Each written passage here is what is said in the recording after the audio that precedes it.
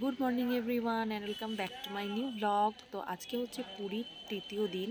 তো তৃতীয় দিন সাথে হচ্ছে আজকে আমাদের লাস্ট দিন পুরীতে। কালকের মতো আজকেও আমরা সকাল সকাল রেডি হয়ে বেরিয়ে পড়েছি বিচের জন্য, কারণ এই ভিউটা তো আর এখন দেখতে পাবো না, জানি না আর কবে আসতে পারবো। তো মনে একটু হালকা দুঃখও আছে যে আজকে ছেড়ে যেতে হবে পুরীকে। লাস্ট দিনের সাথে সাথে একটা অনেক বড় প্রবলেম আমাদেরকে ফেস করতে হচ্ছে এখন, সেটা হচ্ছে অ্যাকচুয়ালি আমরা এসেছিলাম তো 26 তারিখে ট্রেন ধরে টাটা থেকে।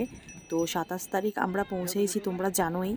তারপর আজকে আমাদের বিকেলবেলায় ট্রেন ছিল, মানে ভুবনেশ্বর তো থেকে। যেই ট্রেনে আমাদের টিকিট ছিল আজকে সন্ধ্যাবেলায় ভুবনেশ্বর থেকে, তো সকালবেলায় মেসেজ এসেছে, সকালে না কাল রাতেই মেসেজটা এসেছে রেলওয়ে থেকে যে ওই ট্রেন আর মানে আসবে, আমরা যে রুট দিয়ে ঝাড়গ্রাম যাব আর কি, খড়গপুর যেতাম, তো সেই রুট দিয়ে ট্রেনটা যাবে না, ট্রেনটাকে ডাইভার্ট করা হয়েছে, অন্য রুট হয়ে যাবে।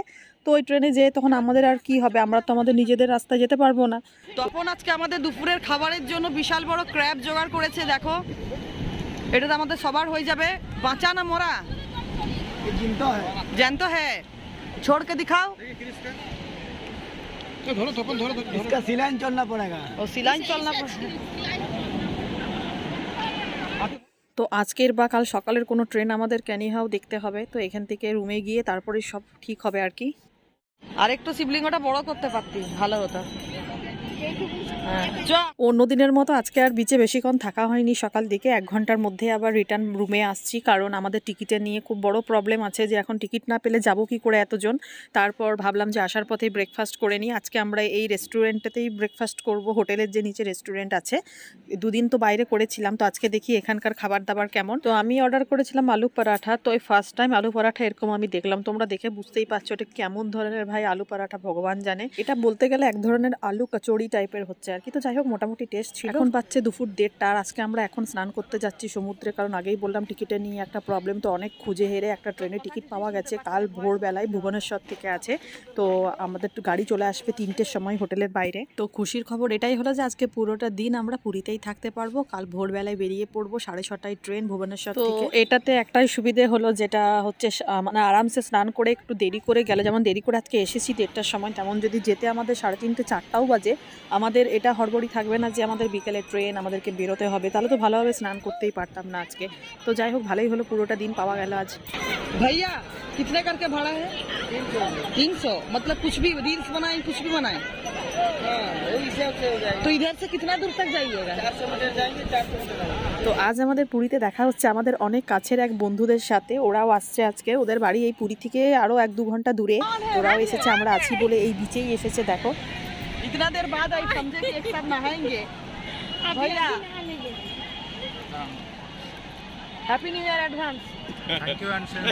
ओके चिंता मत ले। चलो नहाते हैं, चलो चलिए चलिए चलिए। कपड़ा लेके आई है ना? नहीं चलो एकदम कपड़ा लेके आई है, चल नहाते हैं चलो। বিচ থেকে আমরা ফিরেছিলাম প্রায় 4টা নাগাদ, তারপরে এসে তো বুঝতেই পারছো কত রকমের কাজ থাকে, খাওয়া দাওয়া, তো অনেকটাই লেট হয়ে গেছিলো। তো এখন বাজছে প্রায় রাত 8:30, আর আজকেই হচ্ছে লাস্ট নাইট পুরীতে, কাল ভোরে বেরিয়ে যাব আমরা।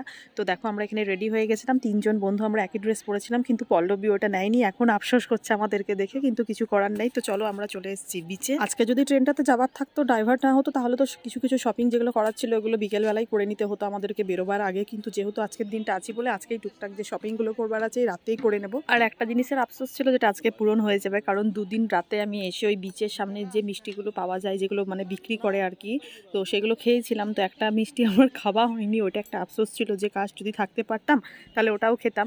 তো আজকে সেটা পূর্ণ হবে। আর এটা কি দেখে বুঝতে পারছো, এটা হচ্ছে লক্ষ্মী প্যাঁচা। আমরা খাবার খেতে খেতে রাত্রিবেলা দেখতে পাচ্ছি এখানে আমাদের পাশেই বসেছিল, জুম করে এটা নিয়েছিলাম।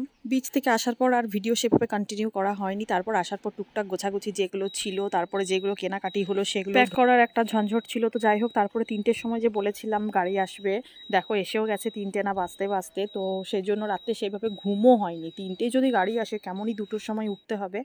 তো সব বাচ্চা কাচ্চা নিয়ে আমরা দেখো বাসের মধ্যে একদম, মানে এটা বাস নয় ট্রাভেলার গাড়ি আর কি, তো সবাই আমরা বেরিয়ে পড়েছি ভুবনেশ্বরের জন্য। আর রাস্তার অবস্থা দেখে বুঝতে পারছো কি পরিমাণ কুয়াশা, পুরো ধোঁয়া ধোঁয়া লাগছে। এখন বাজছে 5:05। তো আমরা ফাইনালি ভুবনেশ্বর স্টেশন পৌঁছে গেছি। আধ ঘন্টা পর আমাদের ট্রেন। সারা রাত ঘুম হয়নি কারোর ভালো মতো, যে বেরোতে হবে বলে, তো সেই জন্য সবার অবস্থা পুরো খারাপ, ঘুম ঘুম চোখ। তো আমরা ট্রেনে উঠে পড়েছি। আমাদের 16 জনের মধ্যে 14 জনের টিকিট কনফার্ম হয়েছে, তার মধ্যে 2 জনের টিকিট কনফার্ম হয়নি। একদিন আগে টিকিট করালে যা হয়। তো ভালোই ভালোই বাড়ি পৌঁছে যেতে পারলেই ভালো আর কি। তো যাই হোক, আমরা অনেকটা পথ চলে এসেছি, আর 1-1.5 ঘন্টার মধ্যে আমরা খড়গপুর ঢুকে যাবো। আর এখানে দেখো আমরা ঘুগনি খাচ্ছি। তো সবাই আমরা খড়গপুর স্টেশন পৌঁছে গেছি। এখান থেকে যে ফার্স্ট লোকালটা যেটা ছাড়বে ওই যে দূরে দাঁড়িয়ে আছে, ওইটাই ধরবো আমরা ঝাড়গ্রামের জন্য। সবাই ভীষণ টায়ার্ড, বাড়ি পৌঁছাতে পারলে বাঁচি। তো দেখা হচ্ছে নেক্সট ভিডিওতে। আজকের মতো টাটা, থ্যাংক ইউ ফর ওয়াচিং।